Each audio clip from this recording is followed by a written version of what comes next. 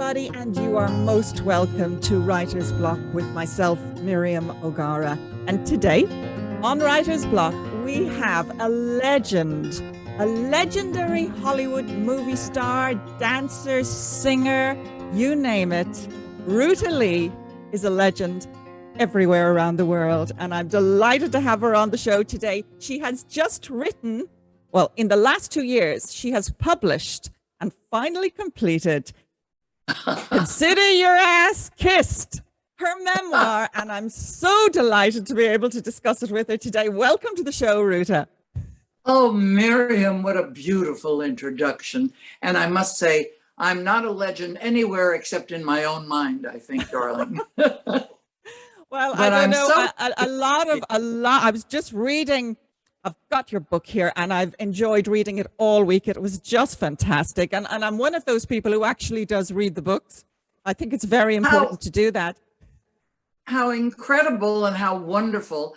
And I'm so pleased to be with you in Ireland because I feel like the Irish have the best sense of humor. They're the best musically, as far as I'm concerned. Their musicality is tantamount to a great big laugh. Yes. And a great big laugh is, I think, the healthiest thing in the world. And boy, do the Irish know how to do that, along with sipping a little that helps you make laugh. Oh, yes, it absolutely. We should both have some. I don't have plain water here, but we both should. But also, we're a nation of storytellers. Yes, so, you are. You know, this is why this is fantastic. This is why this is so fantastic, because you are a natural storyteller. Thank you for saying that. I've been delighted to hear reports from people who have read the book saying it's like sitting down and having a drink with you and chatting. Yes. and swapping stories. And I'm so pleased that these wonderful editors and publishers of my book allowed my voice to come through in the written word, you know, and so I'm very happy about that. And they didn't change anything, which is just wonderful. Yes, that is wonderful. And just to highlight there for viewers watching from the UK and Ireland and this whole side of the world, I know, but we have American and Canadian followers as well, so it's for everyone really. It's Briton Publishing. Briton Publishing, and of course, this particular book is available in outlets in the United States. On this side of the world, you'll be able to get it if you go to the online publishers, and there are plenty of those around. It is readily available. It came in no time at all, and it's absolutely stunning. Just for everybody at home, I just want to remind people, I, of course, as a young woman, was so used to watching Gunsmoke and The Lucy Show and Mannix and Hogan's Heroes, Perry Mason and The Fugitive and The Virginian, all these wonderful shows, which of course we got ahead of the UK because they all came to Ireland first. And you keep returning to these shows. Everybody knows your face. And if I can just say, before I forget to say it, you are stunningly beautiful, Ruta. Oh my God, thank you. Oh, Miriam, what a lovely thing to say. I am not a young woman anymore, although I feel very young in attitude. And I refuse to become a little old wizened lady. But I'm 86 years old now, or I should say 86 years young. Yes. And I just feel like God has been very, very good to me. It must be those Lithuanian genes. Lithuanian genes, right. You have a lot of Lithuanians in Ireland now, you know. You're absolutely right. We do. We've a lot. I would say probably the second or third highest group. We were very monocultural right up to the millennium. Unfortunately, it is a criticism of Ireland. We really were quite monocultural. And then we started to have lots of Nigerians come through, lots of Polish came through, lots of Central Americans. But the nationality that has come through consistently and stayed because their natural personality and makeup is so similar to Ireland and they feel at home here are the Lithuanians. Very hardworking, great work ethic in Lithuanians, which certainly the Irish have, and a great sense of humor, a self-deprecating sense of humor, which I feel came from Ireland, frankly. I just love the idea of being able to laugh at yourself, at your group of people, at your country, at anything. God meant for us to laugh and slough everything off that might sometimes be hurtful. Why? Yes. Because laughter is so much easier. Totally agree with you. And if we can just come to your memoir on that point of hard work, your father, Joseph, correct my pronunciation here, Kilmonis? Perfect. And your mother, Mary, what an incredible story. I mean, he had to sign up for, what was it, a 12-month contract before he could go to Canada? The wheat fields of Canada. And my mother's mother and father scrimped together. I mean, these were poor little people. I'm not kidding when I write that my mother had to carry her shoes to church so that she didn't step in the streams or the muck and the mire, because they had to be passed down to the next daughter. Yeah. They were really poor. And these beautiful people scrimped and saved and put together the money to send my father to Canada, where he worked for a year, made money, brought my mother over. I was born in Canada, so I feel a little bit a part of the UK in a way. Yes, because it's in the Commonwealth still. Yes, it is. And I've retained my citizenship in Canada. I also am a citizen of Lithuania, which I think is kind of wonderful. So I get to vote in 3 places. Wonderful. and honestly, it would be crazy. You've done so much for Lithuania as well. Well, you know, my mother never let me forget what my roots were. We were very grateful to Canada, and certainly grateful to the United States for adopting these greenhorns, you know, and letting them come in and work hard and save and thrive in both countries. But she never let me forget that my bloodline goes back God knows how long in Lithuania. And isn't it sad, and I write about this in the book, but that my grandparents, when the dark red heel of the Soviet Empire crushed down on all those Eastern European countries like Latvia, Lithuania, Estonia, Poland, that they were repatriated. They were sent to Siberia. Can you imagine these people who were not artists, not writers, not teachers, just plain folk? I mean, what made them wealthy is that they had a cow, you know, and therefore they had milk and cheese. But they were sent to Siberia. Why? Nobody could ever explain. And my grandfather's legs were frozen on the way to Siberia. And when they stopped at one of the stops, when they took off his boots, the flesh came up with it. The gangrene had set in. And my grandmother spent 15 years in Siberia.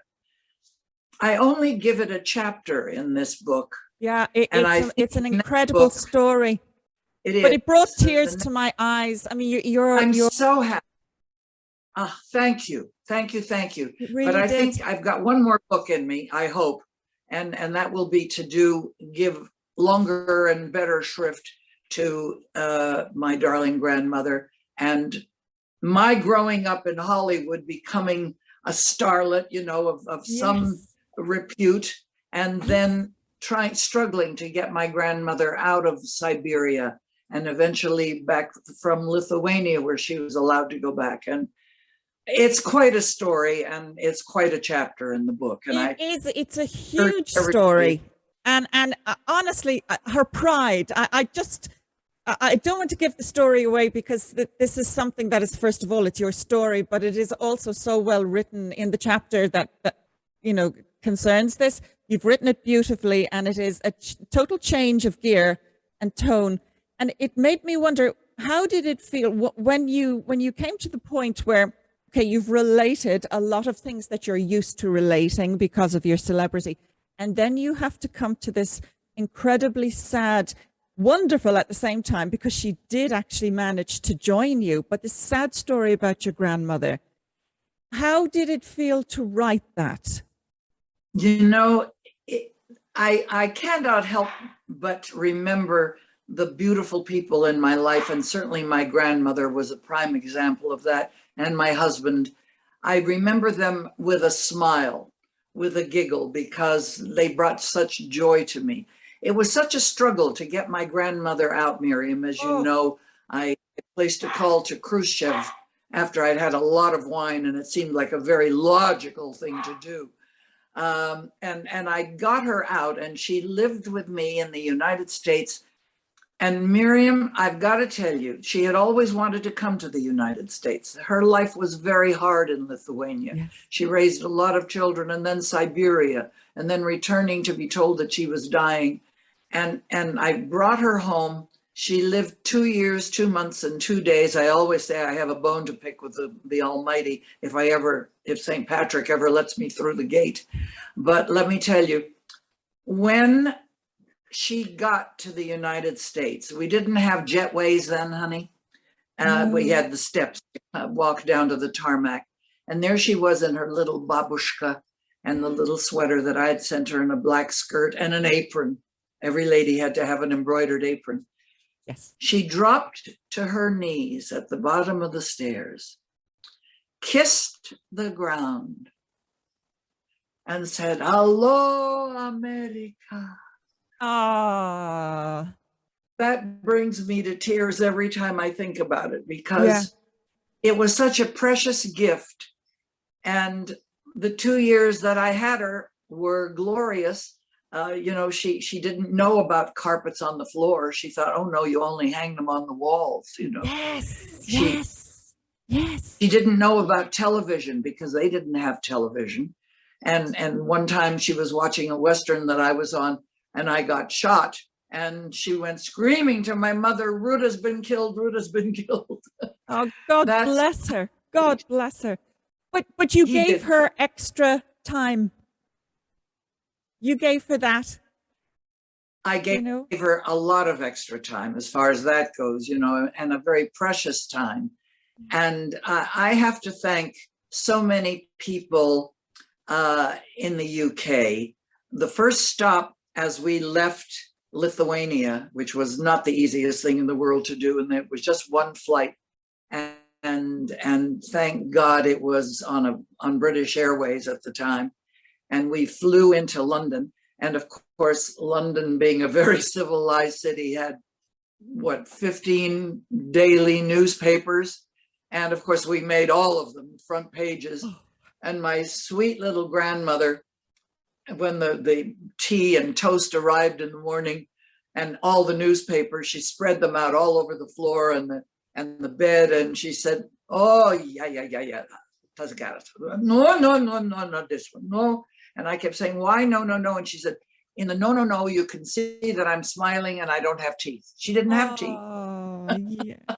Yes. It was something that wouldn't have concerned her before, and now it did. Now it did. But it made me aware that maybe that's where my show business roots came from, because my mother and father knew nothing about show business. But my grandmother seemed to automatically know, no, you don't want a picture taken if your teeth show. Yes. Well, Ruta, I do want to express my condolences over the loss of Webster Lowe, your beautiful husband. I mean, he's just fabulous. And in the book, you say when you met him, you thought he was a cross between Clint Eastwood and Peter Graves. And he really was. He was gorgeous. Yes, he was gorgeous. But Miriam, the nicest part about this husband was that he was more gorgeous on the inside. Oh. He was truly one of the finest gentlemen, and the sweetest, and the most accommodating, and the most concerned about everybody else. How lovely to have a husband that didn't get jealous of the time that I spent with lots of other people because of my business. If he was waiting for me after a show in a theater and people were standing in line to get an autograph after the show, he was the kind of man that would come in and say, "Ruta, there's a little couple outside that were too shy to come in. Why don't you come out and say hello to them?" Yeah. Now that's the kind of husband that I had. So I thank God for him all the time. He noticed them. Yeah, that's very wonderful. Sweet. Just wonderful. And of course, you know, losing him just as COVID kicked in. Yes. Yes. You we are still one have, very strong Lithuanian Canadian. and I'm Wonderful. so happy to say that I am madly in love with Ireland. I have to tell you You that have to come back. I will. I'm planning a cruise that would take me in, and then we'd come back and stay for a little while. I came to Ireland the first time to visit my darling Fred Astaire's daughter, Ava. And she was married to an artist named Richard Mackenzie.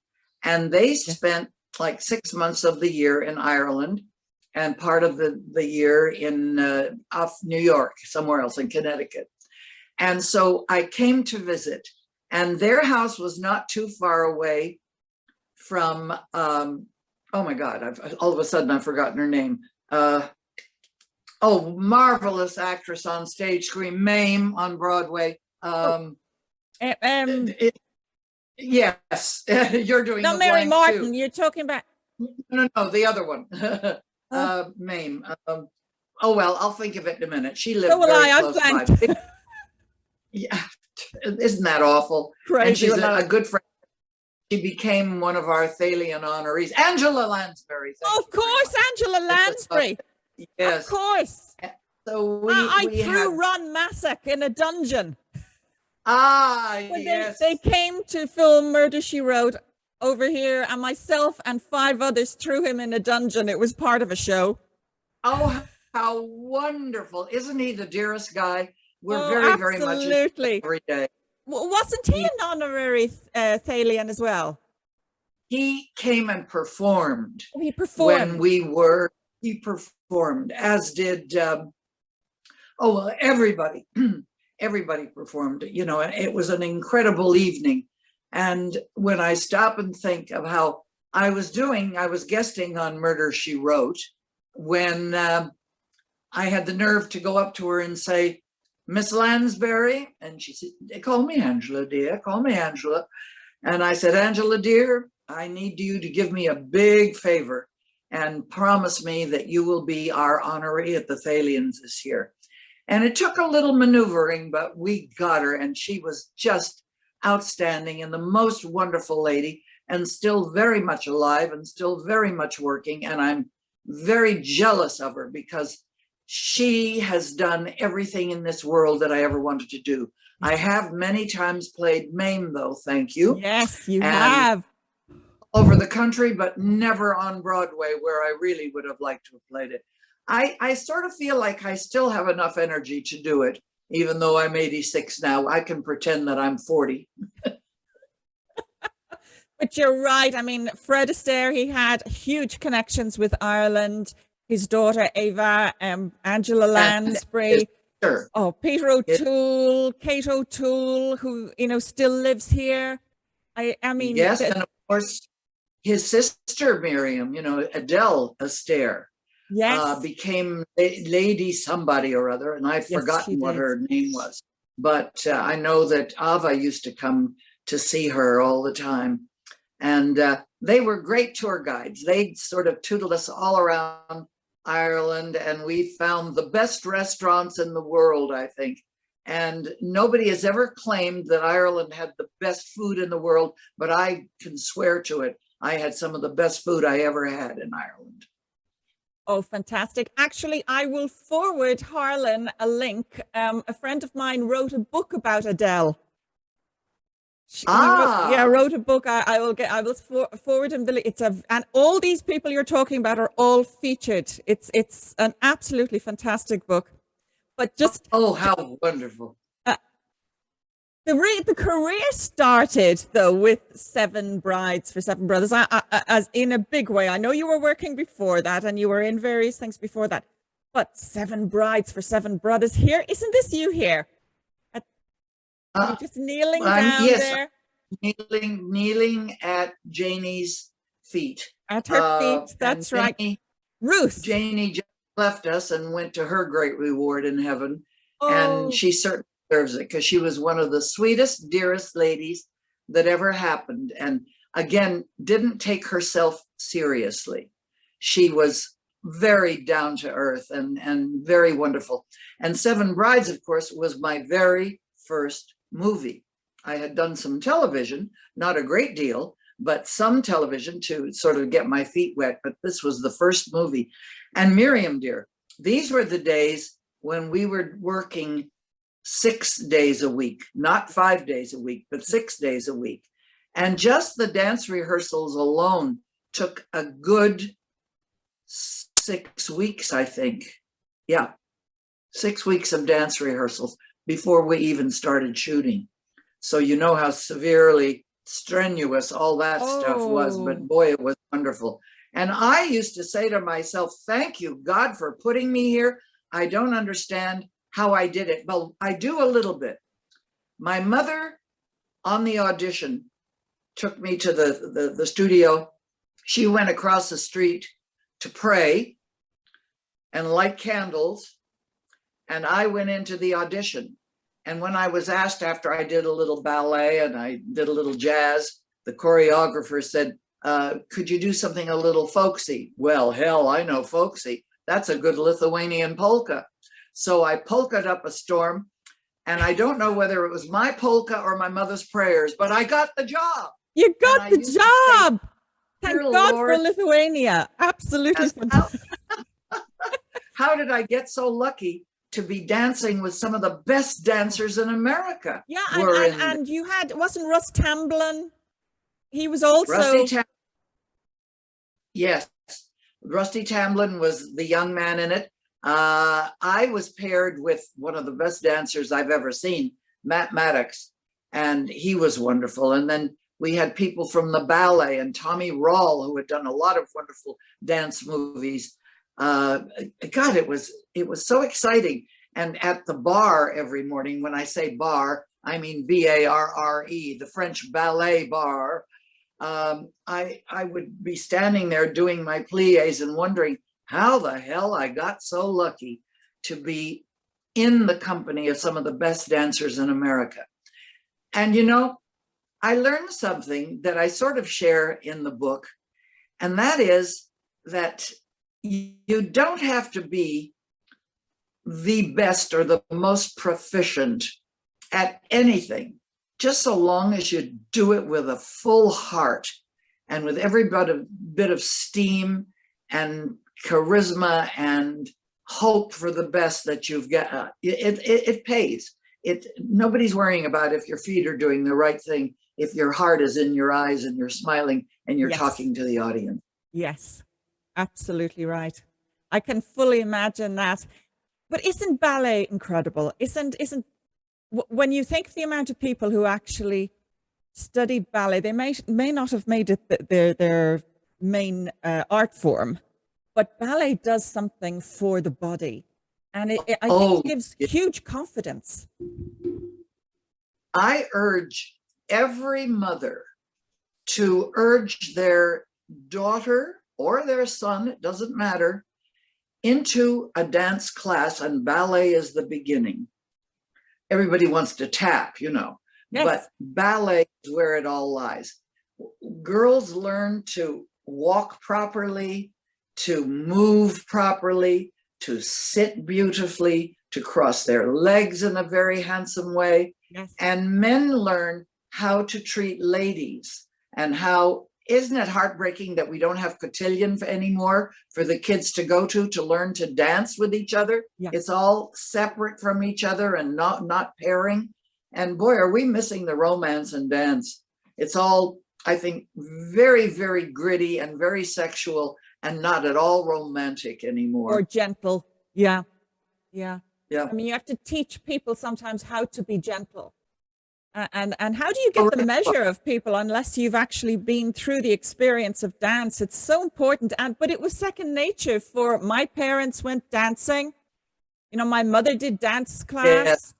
You know, it's something a couple of generations since have lost touch with. But when we look at the physicality, even just coming away from your TV and your film career for a moment, but going to your stage career where you played, you know, Annie, Get Your Gun, and you played Dolly and Hello, Dolly, and you played Mame, and you played all these characters that really had to dance, the Yes. Unsinkable Yes, Molly it did. Brown, all of these big numbers that required the physical discipline that you could bring to the role. Well, And you had great legs. thanks. That's thanks to the ballet classes, and learning the discipline. Boy, dancers really have the worst of it, I think. They really have to struggle, and their careers are really kind of short. Actresses can go on forever, singers can go on for a very long time, but dancers have a short season. So I urge everybody to also be able to sing a little bit, and don't be afraid of it. I always thought I was a dancer, not a singer, and then I found out it wasn't so bad if I sang. And of course, your voice is wonderful. being an actor is really wonderful. But the joy of working for an audience. Miriam, I'm sure you sense it too. You hear that overture and you're on, and I don't care what kind of dumps you're in, you say, here we go, and you go for a ride. And to have a live audience breathing, smiling, laughing, crying, giggling, booing, whatever it takes to be with you is the greatest thing in the world, and then if you get a standing ovation at the end of the evening, wow. And then if you get paid at the end of the week, that's really wow. So it's a great business. Show business is fabulous. It is. I think you would agree with me that we have more laughs, internal and external, than people who are selling insurance or cars or cooking for a living. There are great laughs. And thank God most show people are pretty good folk. And they give away to charity the only thing they have to sell, which is themselves and their talents. And I'm very grateful for that, because as you know, I've been raising funds for over 60 years. Oh my goodness. I'm going to come to the Thalians now in just 1 second. What an incredible journey that is.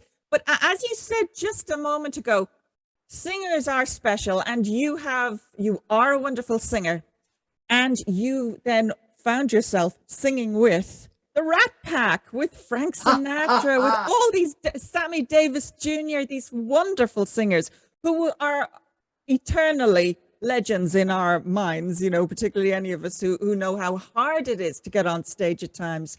And when you've got all the worries of the world behind you, you still have to get up there, and it becomes therapeutic.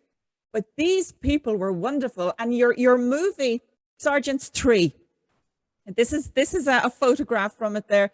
Frank Sinatra, all of the Rat Pack. I loved the chapter where you were saying that regular breaks had to be taken because they had to go off and sing in a show. That was amazing. Well, when we were shooting this film in Kanab, Utah, which happens to be an extraordinarily beautiful state with its Grand Canyons and Zion Canyon and all the beautiful canyons and the mountains and everything. And it's a 45-minute flight from Las Vegas in Nevada.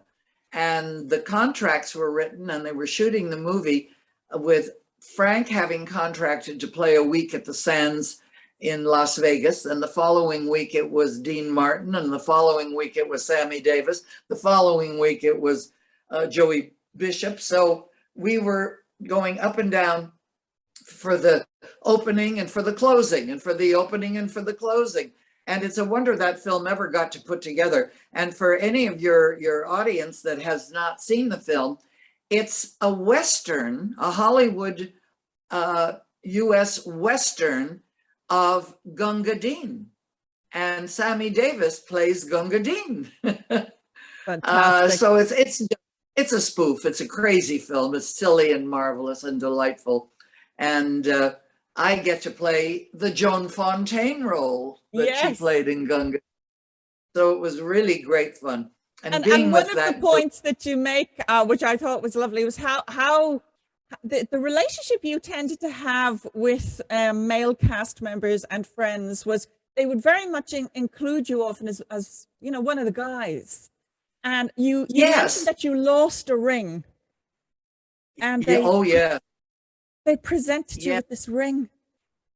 Yes, I'm not wearing it tonight. I'm sorry, I'd show it to you, but I'm not wearing it tonight. Or today, I should say.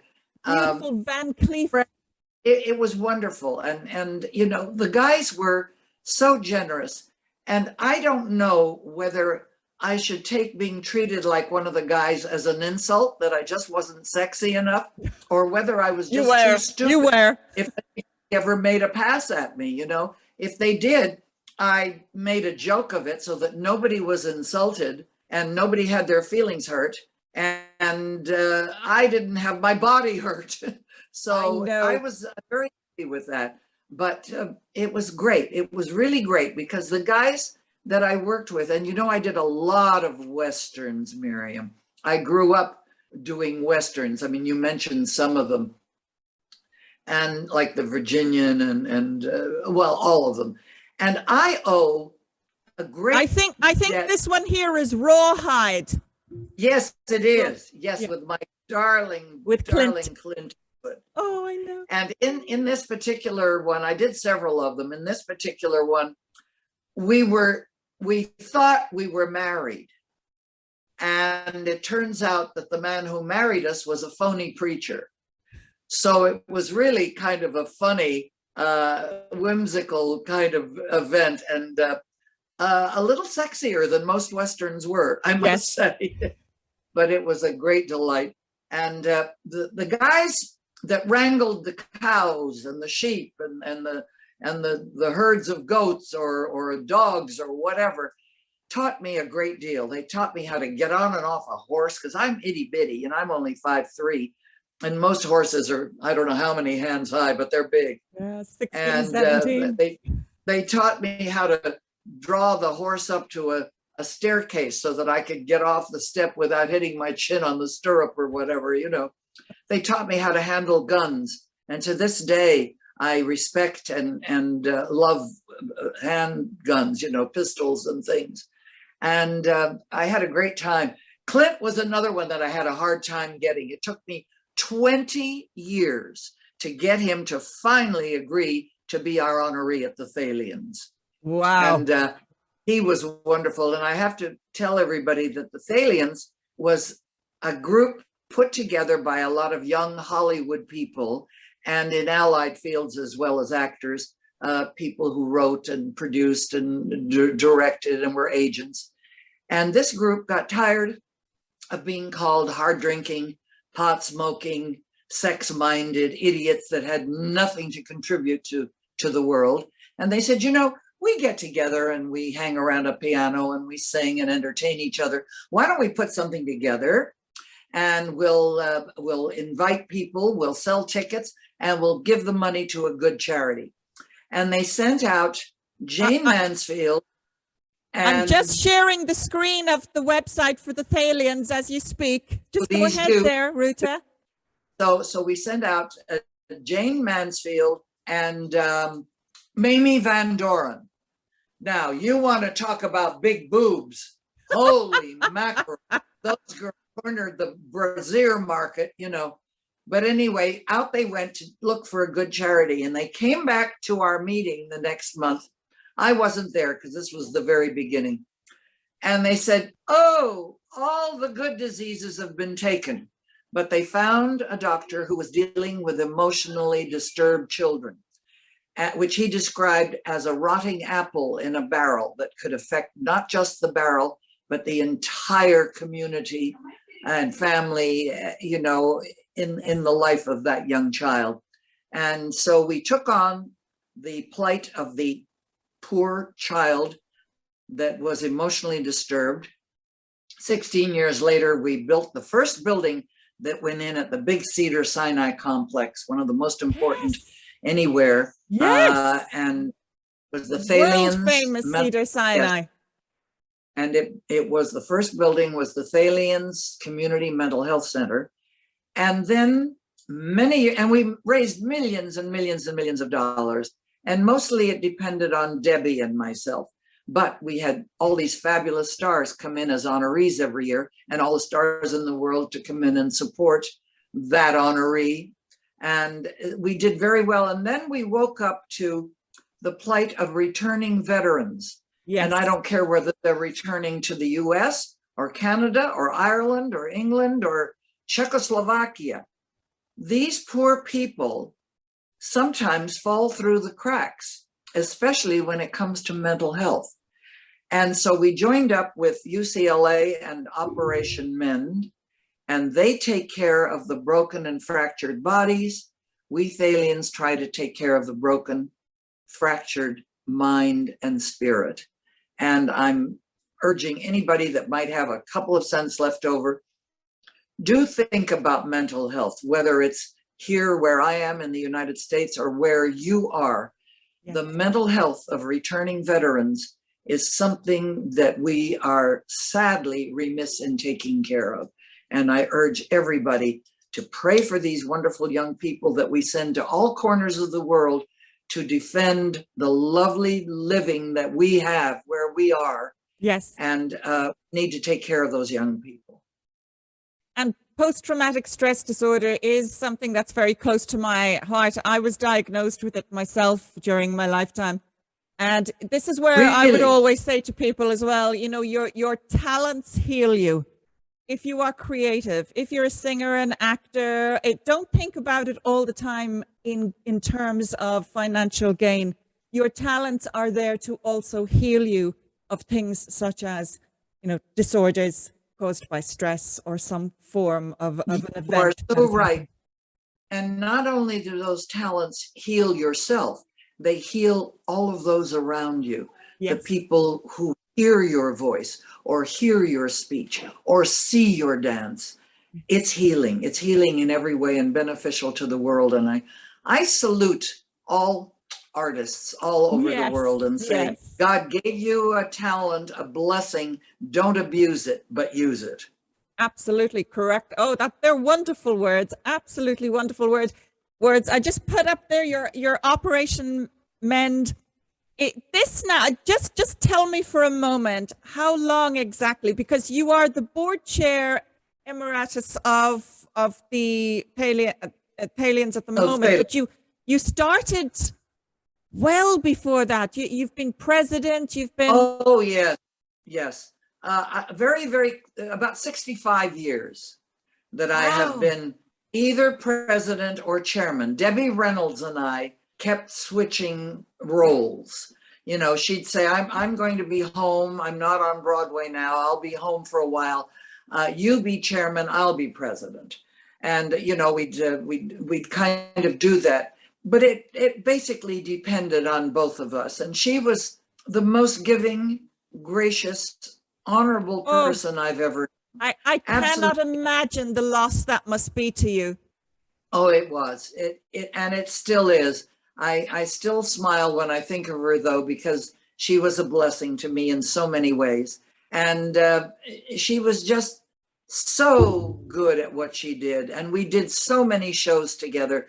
And it would be up to Debbie or myself to make the call. You know, I'd make it to Clint Eastwood, but she'd make it to somebody that she knew better. You know, she'd make it to Betty Davis or to somebody else. And it took that kind of persuasion to get those artists to come and appear, because they're called on by every charity in the world, you know, to come and be part of. And it's difficult. Exactly. But look, this is why they say Ruta Lee is Hollywood, because you are certainly the one who can persuade people to do it. If you got Clint Eastwood after 20 years. I think my guardian angels kind of tap me on the shoulder and say, go now, call now, it'll work now, you know, and so I do it. But stop and think about it. It took a guardian angel, or was it the devil? I'm not sure, that said, call Khrushchev and talk to him about getting your grandmother out of the Soviet Union. You know, I'm not quite sure which one, because I'd had quite a bit of wine that day. And the more wine that my friends served me, because I was really suffering the blues, having gotten a letter saying that grandmother could be dead for all we knew, you know, because it took 2 to 6 weeks. I thought it was amazing. You said you were speaking Lithuanian. And Yes. that the translator actually, if anything, you had his ear. Yes, yes. When I finally got through to Khrushchev's interpreter, I thought, and he said, present yourself again to the Soviet embassy in Washington. I thought, oh, hell, I've already spoken to everybody from the dishwasher to the upstairs maid to the cook to the gardener. And it's niet, niet, niet, niet, niet. And yet this time, when I presented myself 30 minutes later, which is what he had suggested, the hotlines must have flashed between Moscow and Washington, because I was immediately connected to the first secretary, who was Lithuanian, and I'm fairly fluent in Lithuanian. And he became a very good friend. And, you know, long story short, which I talk about in the book, within 48 hours of this phone call, I had my visa and papers and permission to fly to Moscow and then double back to Lithuania. And in those days, unless you were a very high Communist Party member, you didn't go to any of those satellite countries. They were closed to any outsider. And so this was a miracle come true. And the fact that a wonderful press gentleman, James Bacon, who was the head writer for the AP Wire Services, did a beautiful story on my going that I never saw, because I was already en route, first to France and then over to Moscow. I didn't know the story was carrying on. And of course, it talked about this young starlet who has gotten permission, fought Khrushchev to get into the Soviet Union, blah, blah, blah. Well, of course, the Soviet authorities would be good to me. Of course they would, because the eyes of the world were watching. Yes. This picked up headlines all across the world, in every country. All over the world. Yes. And thank God they were so good in Britain too, when in London, when we landed, and the newspapers just kept that story going everywhere. Yes. So I just thank everybody in this world that ever turned on a television set because I was on, or came to the theater to see me, or bought a movie ticket to see me. Above all, who sent up prayers to God to help me get my grandmother and bring her here. And then, you know, she appeared on the Johnny Carson show when they came out to California, and she didn't understand a word of English. And she rocked back and forth, looking and smiling her toothless smile at Johnny. And he got a little disturbed by it. And he said, Ruta, what's she doing? And I said, Grandma, what are you thinking? And she said, tell Johnny that he's the sweetest flower that grows in the garden. Now, if that isn't show business BS, I don't know what is. Oh my goodness, Ruta Lee, I don't want to let you go, but I know Harlan will kill me if I don't let you go. Well, we have wonderful today. I'm so happy to have had you on. Thank you so much for coming on our show, Writer's Block. Thank you for sharing the stories, and thank you for writing the book. It is absolutely wonderful, wonderful book. You are a delicious new friend in my life, and either you come to California, you have my number, or I'll come there. I have your number. Oh, absolutely. We will have a sip of Irish coffee, the good stuff. The good stuff, the really good stuff. The really good Irish whiskey. And we'll get the best Lithuanian party going. Yes, we will. We will. We'll gather a few. And I thank you from the bottom of my heart. And as the title of my book says, dear Miriam, please consider your ass kissed. I do. I do. Thank you so much for coming on the show. Everybody, this is an absolutely wonderful publication. There's so many more stories in there. I mean, she does not hold back. It's wonderful. Briton Publishing are the publishers. And again, this is readily available through Amazon, through all of the online stores. Christmas is coming up, folks. What if you have a child, if you are a performer, if you have a child who is a performer, it is really, really important, in my opinion, that a lot of our young people today going into media, going on stage, going into film, actually read the memoirs of people who've been doing this for 50, 60 years, because it can be a very lonely trek. Very rewarding, but very lonely. And you need to know that there are other people who have gone through some of the experiences that you've gone through. So a really worthwhile present. Please go out and get it. If you are an actor, singer, if you have a child, if you know one and you want to give them a nice present, this is ideal. It's absolutely wonderful. Ruta Lee, thank you so much for coming on Writer's Block, and I send you my love. And in Irish. Oh, in Lithuanian, it's Ashmilu Tave. Lovely.